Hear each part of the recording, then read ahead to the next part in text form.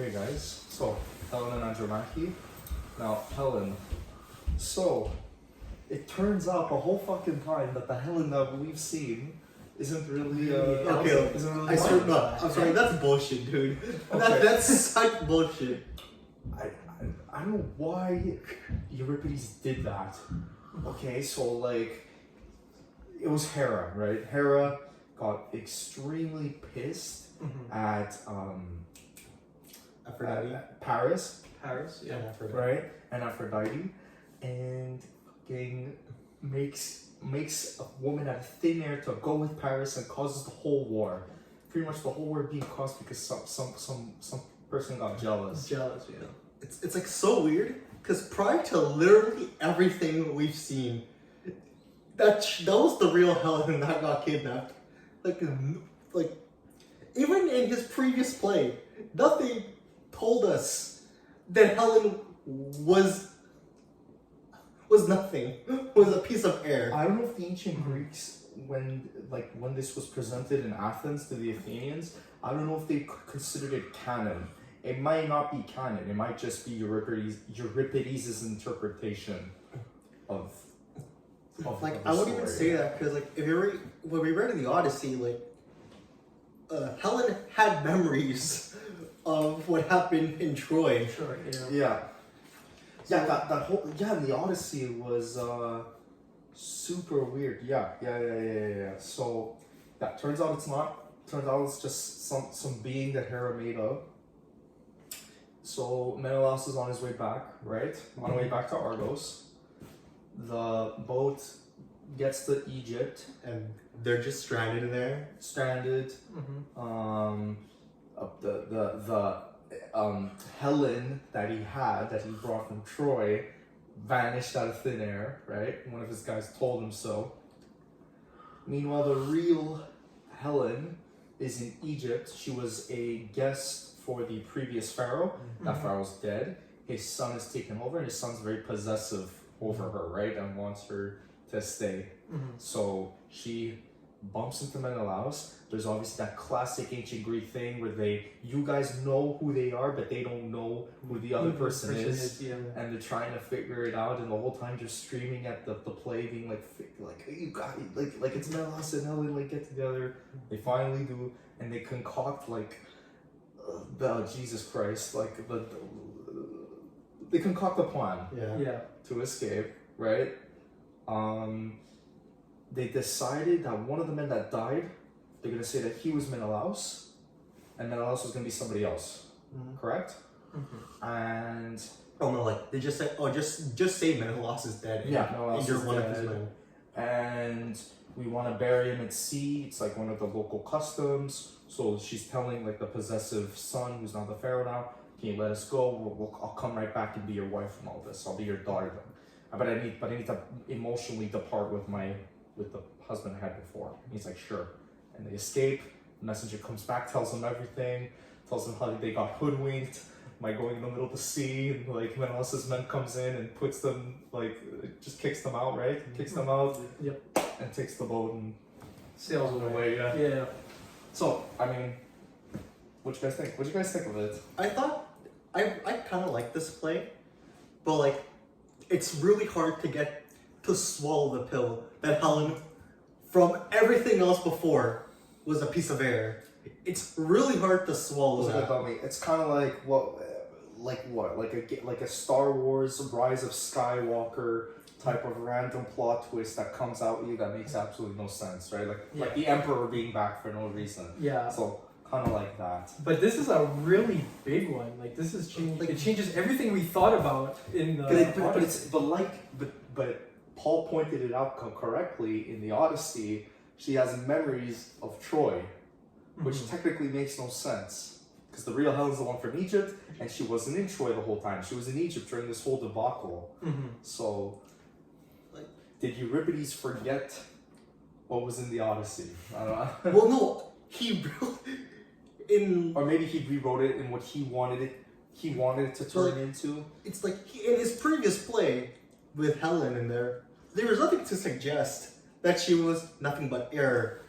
So I just think maybe like that this play was written before the other one we read. But The Trojan woman you yeah, referring to? the Trojan. Well, maybe it's that, but I don't know what to think of it. I mean, did you guys pick up any like themes or any like deeper meanings in the play that maybe you guys wanted to take a shout on? I wanted to discuss whether was it Theoclymenus? He was the guy. He didn't feel like a terrible person throughout the thing. It just felt like, oh, I want she's meant to be my wife. I think Was it maybe more? I think that's implied why he was terrible. But wait. he really wanted her. Maybe he thought he deserved her, Or maybe belonged to him. because also he kind of acts like the Agamemnon and like the so-called heroes. It might just be a case of the Athenians cheering for the Greek guy. Yeah. But here's the thing. Oh yeah, there was a lot of racism embedded in this play, right? Against the Egyptians, seeing them as like barbarians. Okay, there's one thing. He kind of felt like an incel. Like, straight up, I'm just like, this guy feels like an incel. Like desperate, yeah. Like, he felt so desperate. But, like, if you compare him to all the other Greek guys we've read about, he's kind of equally as bad as the other ones we read. Like, he's borderline the same as Menelaus, to be honest. Might just be a case that because he's Egyptian. That's the only thing I could think of. It's the fact that he's Egyptian that, like, they're biased against him, or maybe the one thing is like he's going after a married woman as well. Because the play had multiple instances where like the Greeks were like talking down about the Egyptians, like they're inferior, barbarous people compared to them. And Euripides might have put that to not just reflect his thoughts, but obviously the thoughts at the time. The ancient Kind of like how the thought at the time right now in 2023 is to rip on, I don't know, ISIS. I think the one, even though like there is racism, it's the different kind of racism we're used to here. Because like, if for them it wouldn't just be the skin color, it would be you're not like us. You're like Culture. You're like not because they're not just racist against other people. They're racist against other Greeks at that time as well. I mean, we're gonna see in the next story, even like with the Spartans. Like, I don't think Euripides was a fan of them. Like it is closer to Slavic racism than our racism. Where like they're like, oh, you're a Serb. Oh, we're from Bosnia. Okay, like you're inferior or some shit, you know. Like funny enough, the word slave comes from Slav, which goes to show who like the Vikings were enslaving which type of people in order for that to be birthed.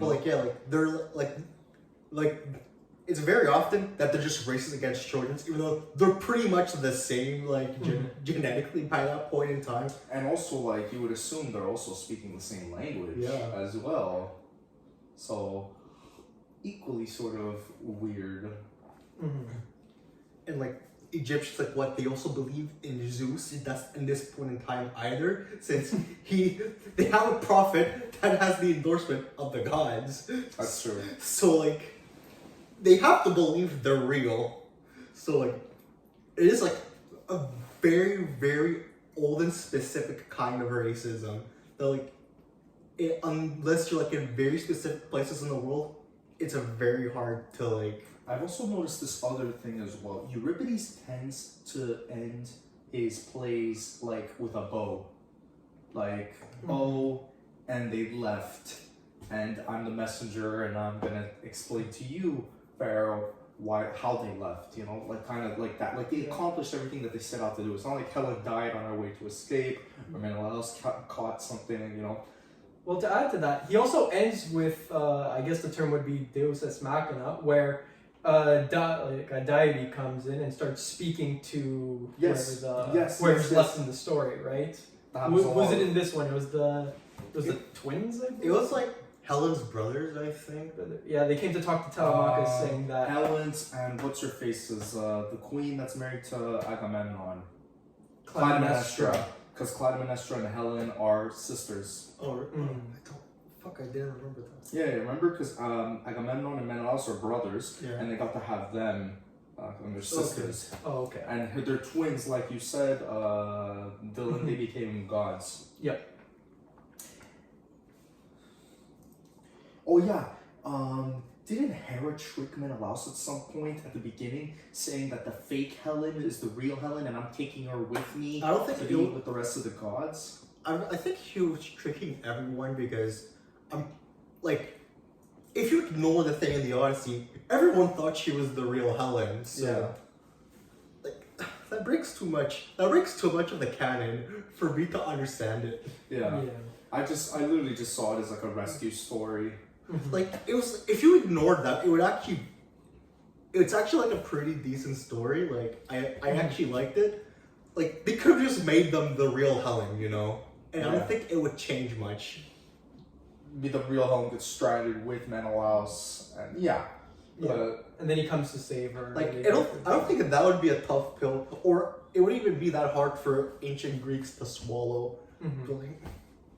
But yeah, it was weird. I think maybe they did that because people. I guess people were kind of divided if Helen was actually kind of evil back then. So like maybe Euripides has sidestepped that. They're like, oh no, that wasn't the real Helen. This is the real Helen, you know. The first thing I wondered is like, why is he bending over backwards to make Helen like the good person? Yeah.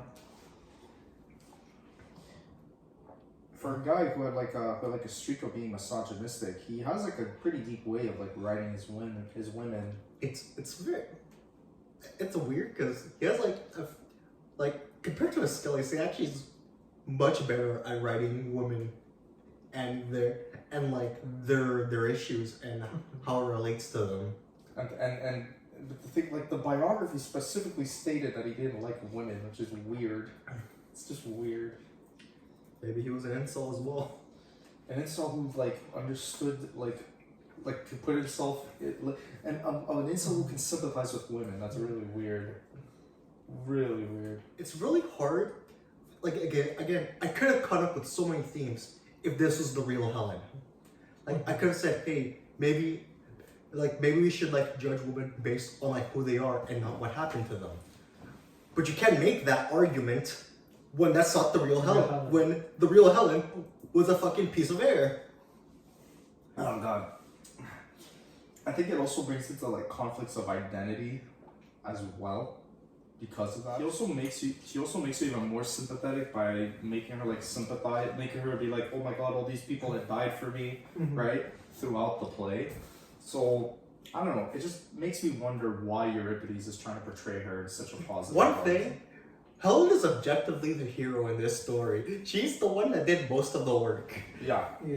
Like she came up with the plan to escape. She convinced everyone that needed to be convinced to like trick them into doing her plan. Convince some servants not to open their mouths, right? Convince Menelaus to not just suicidally charge in and try to kill him. Yeah, as all macho Greek heroes will try to do, except Odysseus, right? Odysseus always has that intelligent, strategic. He's like the Tywin Lannister of like ancient Greek. He's basically one of the few like people in like the Trojan War who actually bothered using their brain, you know? Yeah. And it's been like, and Euripides uses him as like a ruthless part of the story, right? Like in Trojan Women, it's because of Odysseus that whose child dies again? It's Hector's child, but what was his wife's name? Andromache. Oh yeah, Andromache. Andromache's like child dies. Like he's always intervening to make it worse. Or at least morally, right? But you can understand where he's coming from. That kid could grow up and like rise up and. But like it was so fucking sad when that happened. And he's from the hero, right? Like in the Odyssey, he's our hero. Right? We want like when I'm reading the story, like I want to get him back. I want him to get back home. I want him to destroy the suitors. Homer made an excellent job at making the suitors like dumb frat boys, like really like arrogant dumb frat boys. I mean, that's the thing about Odysseus. He's like a really good strategist, right? He knows what he's doing. But his morality is like questionable. He does the objectively right thing, but not the moral thing all the time. Yeah. But like to be fair, not many of the Greek heroes do the morally right thing. Yeah. Well, they do according to the standards of that time, right? So to them, like slavery was still a thing, right? So and like conquering people and using the people you conquered for whatever was still seen as okay. That's why when Achilles died, they sacrificed all those Trojans around. That's why they sacrificed what's her face for Achilles' tomb. Polyxenia. Polyxenia. That's why when Achilles' friend dies, Patroclus, they sacrificed all those Trojans around his his tomb, not tomb, his pyre. Yeah. So like we also have to remember that the standards of morality are different back then, and obviously it's human nature to portray these people as the heroes. So but like, were they mature enough to make them like questionable anti-heroes? I'm not too sure about that. But like, it's also the thing, like, I feel like the story makes us feel bad for the characters though, which even though maybe like at that point maybe like they would have seen it differently, but I think Euripides is making a point that this is still not a good thing. This is war is terrible because look at it from their perspective, look at it from the Trojan women's perspective and how it's affecting them. Yeah, I see what you're saying. Well, like it's also the case you have to like, it's even though like in this, at least even in this play, even though Helen was the one who did the most important work, which is thinking of the plan and making sure the plan goes well. Like actually like making, executing and like making sure like nothing can actually go wrong with the plan. Everyone still constantly talks down to her the whole time. Yeah. Like Menelaus is like, shut up, you're a woman. Like like to the chorus, like, shut up, you're a woman. The fucking the guy who was my sweet bee, you're so stupid and consumed with emotion over your dead husband. I feel so sorry for you. I think the only reason her plan works is because they don't think she's actually smart enough to do anything. Helen, make sure after like the boat thing, you get back to your daddy and you get married, like your daddy, you know. It's like, oh hey, can you make sure that they only listen to us? By the way, like don't give them like any other orders. He goes, well, yeah, sure, whatever. Yeah, like nothing, like because in their heads she's like a dumb child, and that's like her advantage. Yeah. And that was a popular thinking back then, right? Where all women were seen as either objects or just prizes to be won. Because like, I don't know if this is like just the ultimate satire where the whole story is just completely serious, but then like in like the meta narrative, everyone else just looks like an idiot except Helen, you know? Yeah. It's like for a guy who like check his biographical note. I think it states he hated women. Unless I'm talking about Sophocles. Well, I'm pretty sure they all hated women. To be fair, it's like hey, the great playwright who hated women. Okay, which one? That doesn't narrow it down. Do you know how little that narrows it down? Well, I wish we had control after this. I think it's like here.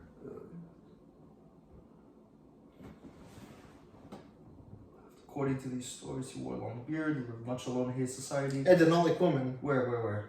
And did not like women. Yeah. I mean, they had to put that in there. They had to like insert that in there.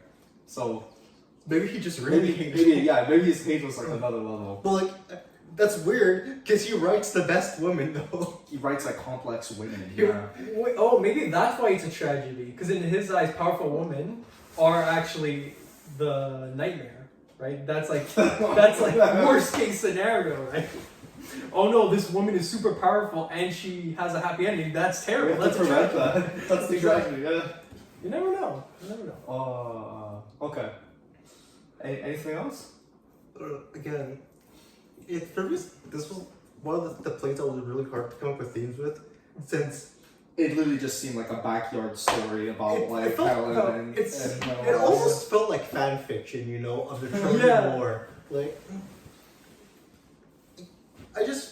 because even though like obviously like just no one's completely gonna like go with the canon, you know, like there's like 3 plays on Electra, you know, like, but in this case it just contradicts so much that like you have to reason so much for you to get like actual themes in this that I'm not like 100% sure that like it would even be relevant by that point. Yeah, because like it also contradicts what Euripides also wrote on the Trojan. I'm gonna try on Wikipedia to see if there are any themes. So, virtue and oaths. In Helen, Euripides emphasizes the importance of virtue and oaths. Awaiting the return of her husband and lost for 17 years, the 10 of the Trojan War, and another 7 for the search. Helen remains faithful to Menelaus and the promises she has made him. Helen made 2 oaths, one to Spartan river Eurotas, and another one to the head of Menelaus himself as a sanctifying object. Menelaus also swears fidelity to Helen. Menelaus swearing fidelity to Helen. Now, so seriously do husband and wife take their vows that they agree to commit suicide. Yeah. Oh, And yeah. never If the marry plan if it fails. Yeah. I guess that is like. So maybe like Euripides is trying to describe like the relationship he wants in his life. I don't know. The ideal relationship. The I ideal guess. relationship. Yeah. The ideal sort of love he wants. Mhm. Such importance to oath keeping is consonant, with general practice during the time. Like maybe this plays maybe just about marriage, perhaps. Like that would also make sense why like they're both like still loyal to each other. Yeah. Mhm. With these oaths, Helen and Menelaus declare their love for each other and desire to live only with the other. These oaths prove their devotion and exemplify the importance of oaths. Given the play's humor Yeah. and Euripides' general challenging of norms and values, it remains uncertain what our playwright's own views are. Then the second theme is identity and reputation. Throughout all the different permutations of the story of Helen and the Trojan War, what makes the Trojan War distinctive is the fact that it is always caused somehow by Helen, as the supreme embodiment of female beauty, whether she is or is not physically in Troy, and whether she acts as an enthusiastic partner of Paris or as a reluctant victim of this unwanted rape. Euripides expands more on this idea by presenting his play largely from Helen's point of view, revealing how she truly feels about the symbolic villain of the Trojan War. Helen's character in the play is deeply affected by the losses of the people who have died fighting, and to bring her back to her homeland and husband, and expresses this guilt frequently. Despite this guilt, she also feels anger for being made into a symbol that people can project their hate on, even though they do not know her. Although she spends a lot of the beginning of the play feeling pity for the men who have died and herself as well, Euripides' son is independent, confident, and intelligent. She displays her ability to think on her feet as she formulates a workplace plan to return home, and as she rejects her husband Menelaus' cockamamie plans. She rejects her husband Menelaus' cockamamie plans. I'm pretty sure that just means like gun ho. Gung-ho, yeah. Therefore, Euripides in his play portrays a living and breathing Helen filled with compassion and wit, not at all similar to the blameworthy person others believe her to be. Wait, I guess that is true. This is the first and maybe only play we've seen It's just not like a dumb bimbo. where like not just that she does have the most agency in this. Like this is the one time where she's not just like an extra in someone else's play. She's the main focus of this play. And drives the story. Yeah, like I guess that is interesting. But do they say anything deeper about human nature, perhaps? I mean, you could apply Helen to like anything, like perhaps like anyone who becomes a figurehead of something they despise, like Colin Kaepernick when he took a knee at the stadium. Probably all the racists use them as like their scapegoat, or like Yeah, well, like I guess reputation is still like maybe probably important these days. Like they're like because in this case, like you could see like, hey, like pretty much all we've known about Helen is that she like it's what other people think of her, not what she actually did. So like she causes war, blah blah blah. yeah. And then like you have this play where you don't really see that like an evil person or something. You see like someone who's dealing with She has a lot of guilt over people that, and she didn't even cause this, right? It was Hera. Yeah. But she still shows a lot of guilt because they're all fighting and dying in her name. Well, this is the one time where we see her not like as like an object of hatred or desire, but like as a person, you know. And then like I guess like Which fucking is weird. It's weird that academic scholars who wrote in his biographical note that he hates women, and he like designs like these deep women that defy the conventions at the time. like again, I still but like Is he like Mark Wahlberg, where he hates ballet and the other guys, but tries to learn it so he could like use that against the ballet people. And you guys see the other guys? No, Like, the guy learned ballet because he hated the fact that his ex-wife was doing ballet, so he could make fun of them. And he learned about art and like postmodern and impressionist art during one time when they went to like an art museum, just so he could like throw it back at her face, even though he fucking hates art. It seems like, I don't know, like that. But like, the women are so well written that like I'm not sure if I should doubt whether he just hated women, like, because it's really hard to write a good female character when you hate women. Like, you would just stereotype them usually. Yeah. And like we see like again, maybe like Dylan said, maybe this is his version of a tragedy. But independent, intelligent, like a hell, yeah. But like again, this place, it's either again the best satire that's ever been written, because no one could figure out its satire, Except Helen, apparently. except Helen again. Like everyone's like dumb except her, and she's like realizing, I don't know. Yeah. Is this how Wait, Odysseus feels in his stories? Like everyone else is dumb, but Everyone else is retarded and he makes moves. Yeah, I mean, remember that whole time he got them lured into like the cellar, right? That he fucking comes with his bow. No. What am I saying? He used the bow when none of the other frat boys could do it. Yeah. And knocks it and then starts firing at shooting it on everyone. them. Yeah. and then It's like when I was reading, I was like, this is like Red Red Wedding. Wedding, yeah. Wedding type shit. It's like such a surprise. and then you have to make sure. Oh, by the way, you can't bring your weapons either. Like, just don't bring any. The fucking maid is telling which of the servants like slept with like the guys, and so like Odysseus orders them dead as well afterwards. It's, oh my god. Well, I guess. And at the end he visits his father, who's like just in the village. The king of Ithaca, and his father's just like in the village, like chilling. Anyways, I guess it's time to move on to the second one. Andromache, yeah. Thoughts? Helen's back. This one I thought it was very confusing. Like, it did jump around a bit. What made it confusing for you?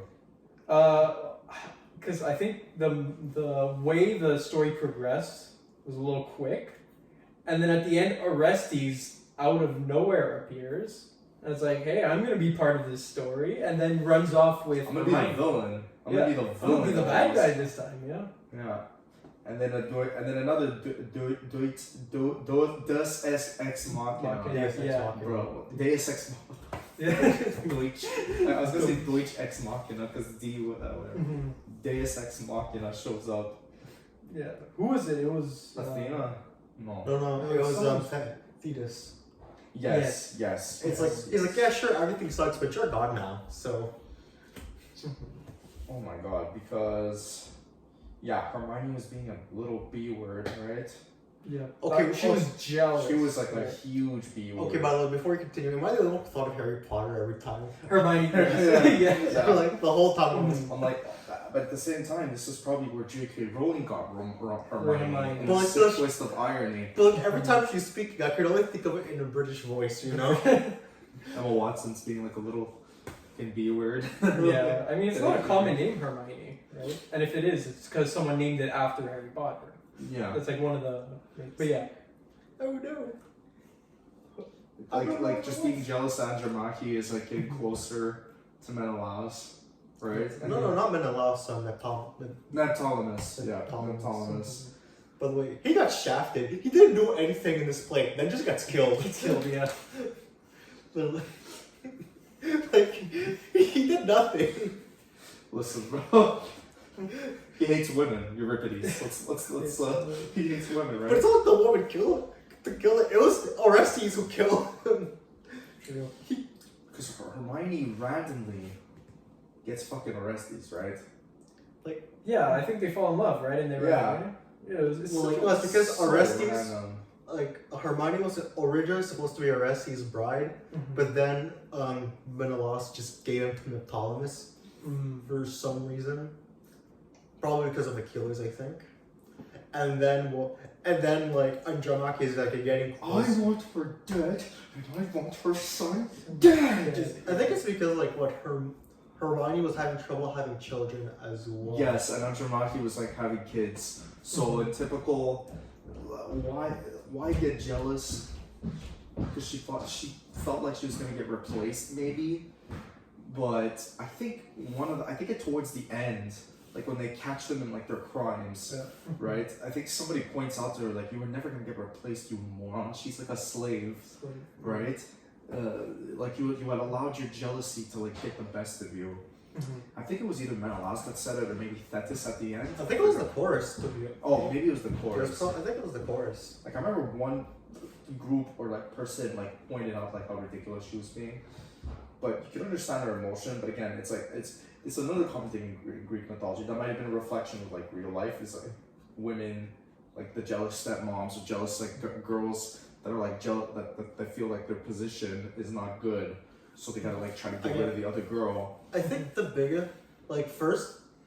biggest problem is that since she couldn't have children, I think by that point in time they may as well just have seen her as like a useless person, because back then I'm pretty sure women were just seen as children of baby incubators, you know? Yeah, they had to create if you're like part of the upper class, it was to create alliances and also to secure resources that the other family might have, armies, natural resources, and just secure an alliance, secure power, and then produce heirs, right? And since she couldn't do that, she probably just thought, hey, if I can't have kids, but this slave woman can. She might replace me. She might replace me. So then she starts to go. And also it's weird because also Andromache was like a former queen as well. So yeah.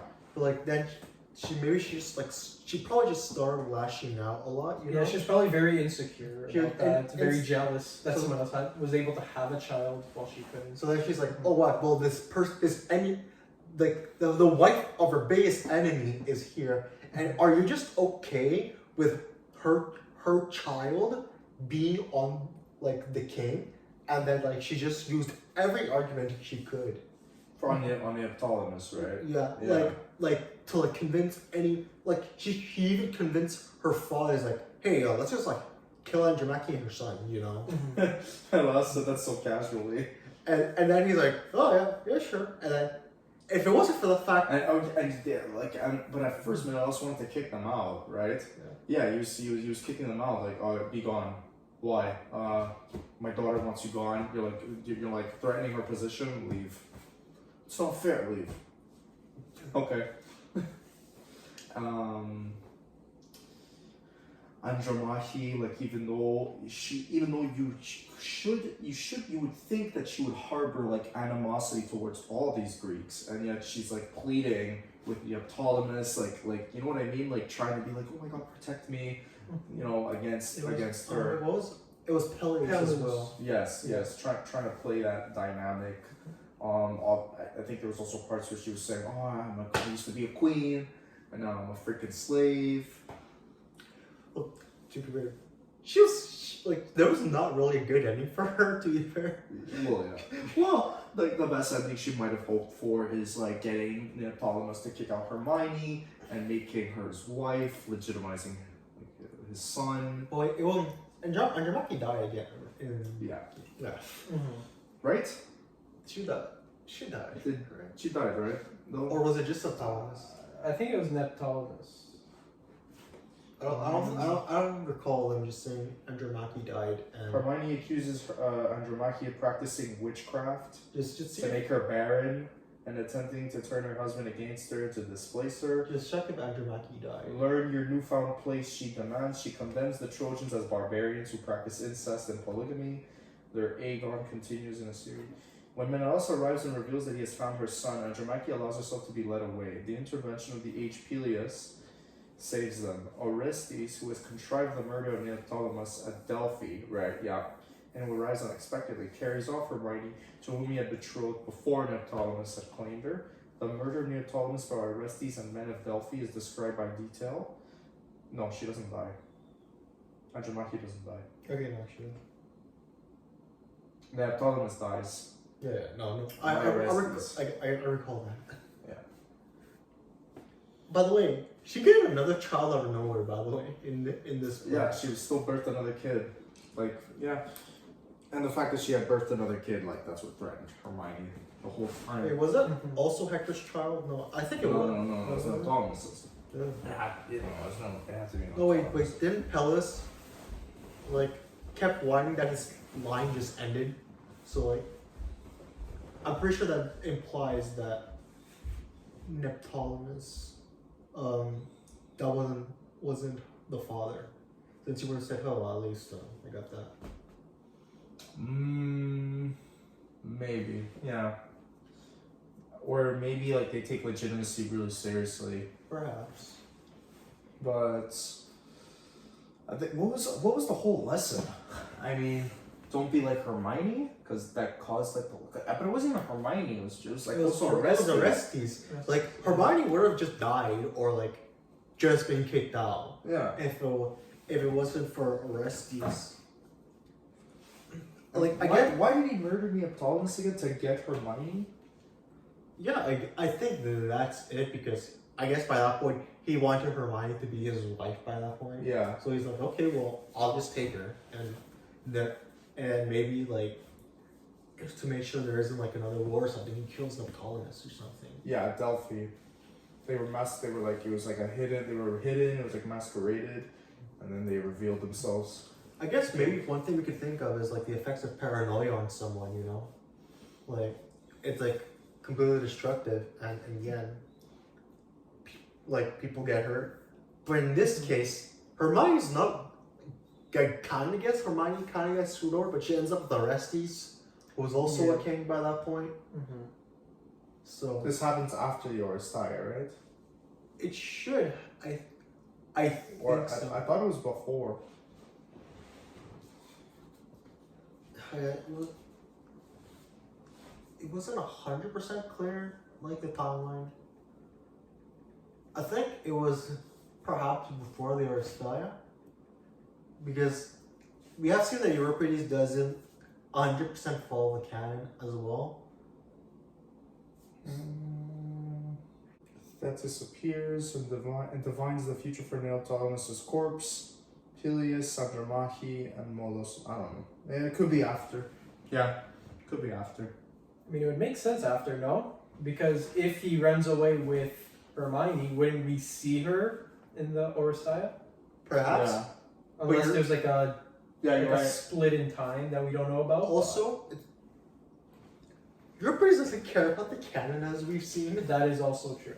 So maybe he just wrote that in. Because again, I'm pretty sure. I'm 80% sure it was after. Maybe Hermione was actually Hera that ended up vanishing out thin air. Maybe. For the rest. Maybe. like, yeah, perhaps, you know. Yeah, so don't be jealous. But like, I would have maybe thought of that if Hermione was the one who got screwed at the end, but she didn't. It was Peleus. Yeah. But even then, he's like, this someone, okay, I guess, you know what?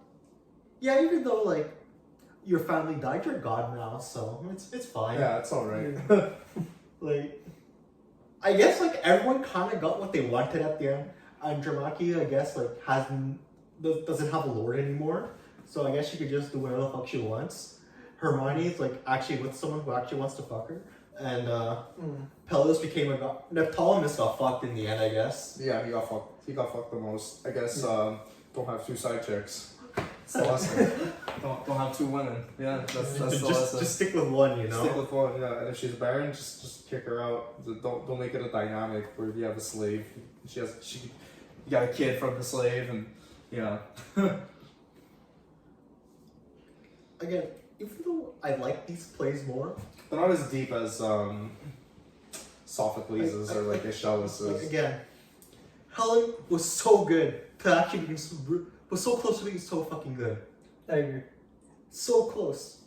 Just make her the real Helen. Yeah. Make her like the canon Helen. That would have been like I would have been so much fucking better. But if she would be the canon Helen, there wouldn't really be a Trojan War because she would have convinced all the Trojans to let her leave through some dumb shit excuse. Yeah.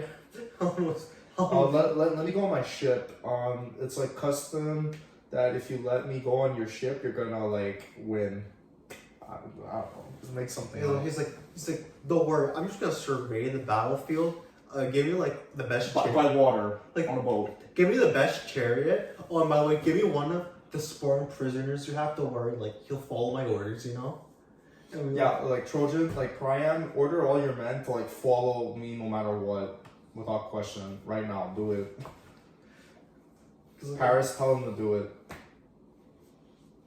I guess maybe. Hector's like, no, shut the fuck up, Hector. Okay, there's a war because of me. Okay, fuck off. You with Andromache is like less important. Gonna make a bath as you die. Like, shut up. I guess like maybe that's the one thing that couldn't be the real Helen. That couldn't be the real Helen because she would actually be able to It's escape. Chris Angel. It's Chris Angel. Like she would have been able to escape. She would have been like she would have been able to do what the fuck she wanted. Wow. Anything else, guys? I think that's decent. You guys want to do 3 plays now, or stick to the usual 2?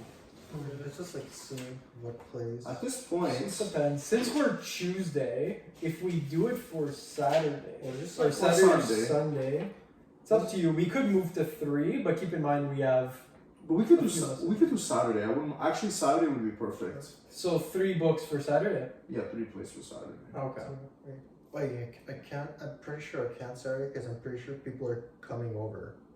Okay. Yeah, so If you can confirm it, then we'll just move it Sunday. Sunday. Because Saturday's like perfect. It's like perfect. I'll ask. Let's keep it Saturday for now. Tentatively. Yeah, keep it for now, and if If you can't do Saturday, we'll move to Sunday. It's no big deal. Mm-hmm. so, okay, there are 9 plays left. Okay. So if we just stick to 3, he could finish. I'm not gonna lie, guys. I had read all the way to here. Iphigenia among the Tory. Like during that time, when, you know, our club wasn't a thing. I had read all the way to there, so I was almost done. Euripides. So like, I'm just saying. So yeah, in 3 weeks we could finish Euripides and then we move on. Aristophanes. Finally, a comedy, man. Well, Comedy. Well, technically, satire I guess is also comedy. Yeah. The clouds, the frogs, the wasps, The thing we can't the pronounce. thing we can't pronounce.